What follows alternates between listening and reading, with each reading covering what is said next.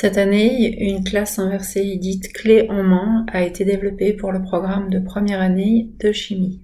Pour rappel, une classe inversée diffère d'une classe traditionnelle, principalement d'un point de vue de la temporalité, mais également un peu d'un point de vue du contenu. Dans une classe dite traditionnelle, on laisse généralement quelques exercices en devoir après avoir exposé la théorie en cours.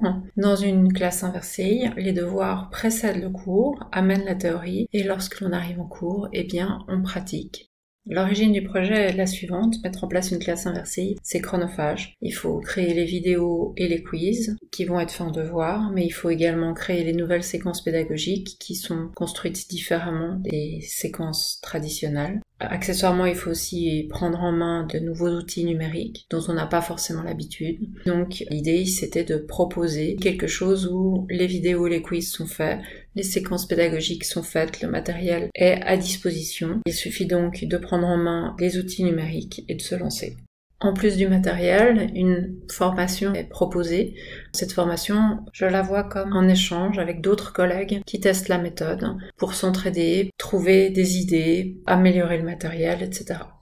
Le cours est construit de la façon suivante. Donc il y a un devoir. Ce devoir est construit sur Moodle. Il y a des petites vidéos de 2-3 minutes. Elles sont entrecoupées par des questions. Le but étant de maintenir l'attention de l'élève et de vérifier la compréhension de l'élève. Il y a généralement 10 minutes maximum de vidéos et le devoir devrait prendre une vingtaine de minutes. Dans l'idéal, il faudrait demander aux élèves de prendre des notes et à ce moment-là, le devoir prendrait plutôt une trentaine de minutes.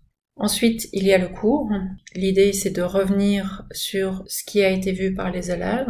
Et ce qui est intéressant, c'est que Moodle nous donne accès aux résultats des élèves et nous permet de construire le cours, soit en choisissant de favoriser l'entraide, en faisant des groupes hétérogènes, soit en faisant de la différenciation et en choisissant de regrouper les élèves par difficulté. Ici, on voit les résultats tels qu'on peut les observer sur Moodle. Et ce qui est intéressant, c'est qu'on peut viser les questions qui n'ont pas été comprises par les élèves. On peut afficher en début de cours ces résultats et puis, par exemple, reprendre une question pour la commenter, répondre aux questions des élèves, etc. L'idée, c'est de passer 15-20 minutes à répondre aux questions sur les devoirs. Pour cela, on peut revenir directement sur le quiz, ou alors par exemple pour varier faire un pickers.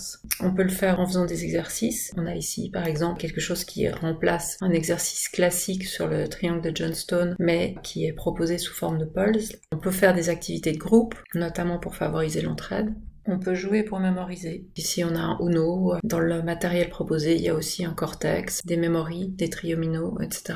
Bien entendu, vu qu'on fait de la chimie, qu'on va faire des expériences pratiques, l'idée étant d'être un peu plus écologique et puis de prendre en compte les principes de la chimie verte. Ici, on voit par exemple une précipitation faite de façon traditionnelle et en face une précipitation observée dans une goutte avec la dissolution des deux solides et la formation du précipité au moment de la rencontre des deux substances dissoutes. Dans l'idée aussi, c'est d'aller dans le sens de l'introduction du numérique, en demandant aux élèves de filmer une de ces précipitations, de la modéliser, de la présenter, plutôt que de faire toutes les précipitations et toutes les équations. On diminue ainsi grandement les déchets et on développe d'autres compétences chez nos élèves. Dans la façon dont le cours a été construit, sont prévues également des réactivations que l'élève peut consulter 2 jours après le cours, de façon à réactiver la mémoire. Ça peut être un nouveau quiz sur Moodle, un résumé d'une activité qu'on a fait en classe, les travaux que les élèves ont fait, avec par exemple des corrigés pour chacun des travaux, pour pouvoir s'entraîner avec toutes les réactions de précipitation qui ont été faites, et pas seulement celles que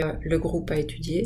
Et puis encore une autre possibilité, des exercices corrigés que les élèves peuvent faire et ou écouter pour essayer de mémoriser au mieux ce qui a été appris en classe. Bien entendu, tout ça a été construit en essayant de revenir régulièrement sur les différents contenus, notamment grâce à un dernier cours avant l'évaluation que l'élève prépare en travaillant sur des exercices types dont il a le corrigé et pendant lequel on va reprendre les notions, les lier un maximum, etc.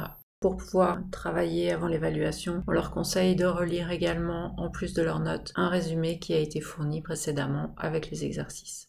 Parmi le matériel proposé, vous trouverez aussi des évaluations qui sont partiellement automatisées. Ici, vous voyez des questions qui sont aléatoires et qui vont chercher dans une banque de questions. Donc tous les élèves n'auront pas les mêmes questions. On évite les problèmes de copie et Moodle permet une grande variété de questions. C'est une partie qui demande à être corrigée, mais dont la correction est très rapide, parce qu'on ne va voir que les questions fausses. Et du coup, ça libère du temps, je trouve, pour aller sur des questions qui sont plus rédigées dans nos écrits. Ici, par exemple, une manipulation était projetée et l'élève devait rédiger un petit rapport sur un modèle qu'on avait discuté précédemment, c'est-à-dire matériel, manipulation, observation, explication. Au moment de se mettre aux corrections, on n'a vraiment que ces corrections qui sont intéressantes. Tout ce qui est question basique, vérification de compréhension simple, eh bien, c'est automatisé. Donc voilà un petit peu le matériel qui est proposé. Si vous avez envie de tester ce matériel, il y a une première possibilité qui est de le télécharger sur le site enseignement du DIP dès début juillet. Vous trouverez la description générale, le temps nécessaire, les objectifs de la séquence, une description également de la façon dont j'ai personnellement organisé mon enseignement pour cette séquence, et le matériel pédagogique complet qui est en téléchargement, c'est-à-dire le support écrit, résumé et exercice, le cours Moodle avec les devoirs, les exercices corrigés, les entraînements et les propositions d'activités avec tout ce qui permet de préparer son matériel pédagogique. Si la classe inversée vous intéresse mais que vous ne souhaitez pas la tester de façon isolée,